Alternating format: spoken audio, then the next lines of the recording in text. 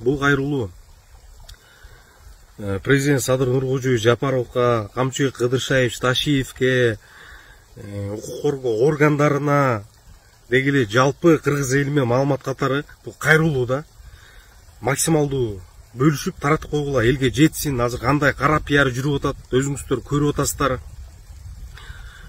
Бул кайрылууну адамдардын укуктарын коргоо уюму ООНго да кайрылам. Биздин укуктарыбыз азыр корголбой эле. Кечегини 11 августта мага покушение болду. Покушение, убийство. Кече ГКМнын сотрудниктери айтып атат, РГД-5 өтө опасный, бул граната экен, боевой деп сотрудник ГКМды мага айтып атат да. Ошентип биякта сүйлөшүп атышат, айтып атышат, ошондой коюлуп тур депчи. Эмне үчүн эмдиги чекте ошол покушение боюнча иш козголо элек? Эмне үчүн биякта эмне оюндар болуп атабы, саясий оюндар болуп атабы? Эмне үчүн укук коргоо органдары унчукпай отурат? Арадан уже 2-нчи күн өтүп атат. Мен уже өзүмдүн коопсуздугума, бир туугандарымдын, үй бүлөмдүн коопсуздугуна уже сарсанаа болуп атам. Урматтуу Садыр Нуркожоевич, сиз Конституциянын как гаранты катары менин, үй бүлөмдүн, бир туугандарымдын коопсуздугун камсыздап бериңиз. Мен сизден ушуну суранам, талап кылам. Бул оюнчук эмес. Анан айрым адамдар ошол эле өткөндө жетим ток казылсын деген пиар группа, атайын жалданган журналисттер менен түзүлгөн пиар группа кара фейктер азыр жамандап баштады. Илгиз бул өзүнүн гранат машинесине өзү байлап койгон. Акмактар, эгер мен байлап койсом, ошону урматтуу укук коргоо органдары иликтеп чыккыла. Мени далилдегиле, анда мен өзүм байлап койгонумду. Каяктан алыныптыр ал граната, эмне болуп түшүп калыптыр машинеде? Иликтебейсиңерби? Иликтебейсиңер. Мына менде камералар турат, видео наблюдениялар. Эмне үчүн келбей атасыңар? Эмнеге камераларды албай атасыңар? Мисалы, запистерди. Мына менде үйдө, квартирада менде камералар бар. Аны эмне үчүн албай атасыңар?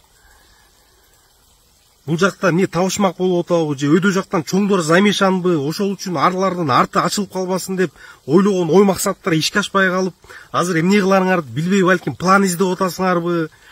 Эмне болуп атат? Ошол боюнча маалымат бербейсиздерби? Ошол боюнча толук маалымат бериңиздерди мен суранам. Мен талап кылам. Кыргыз эли талап кылат. Канчалаган элдер, эл журт мага чалып атат, жазып атат. Урматтуу кыргыз элим, менин мага, бир туугандарыма бирденке болуп, коркунуч болуп, же кечекендей окуялар болсо, же мага бир нерсе болсо, мен алдын ала айтып коеюн, бүт жоопкерчилик азыркы бийликте. Бүт жоопкерчилик азыркы бийликте. Кече покушение болду.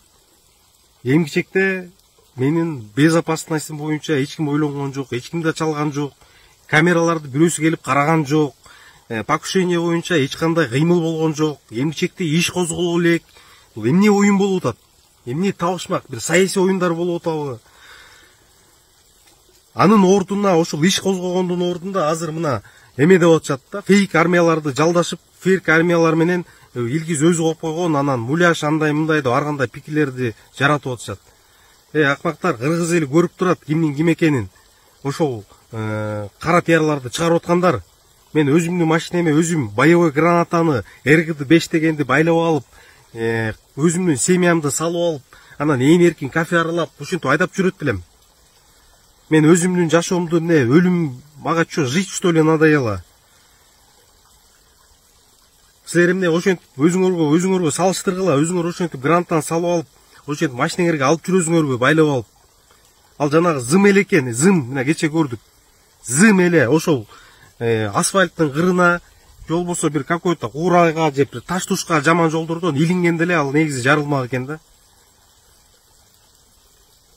Эми экспертиза алып кетиптир, заключениясын көрөбүз. Болбойт да мындайчы, болбойт да мындай.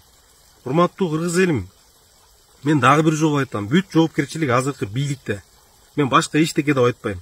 Коррупциялык схемалардын бетин ачсак дагы былтыйып эч бир кадамдарга барбай атышат. Ошол эле Сез Бишкек боюнча, ошол эле Айыл чарба министрлигинде эчтеке болбогондой иштеп атышат.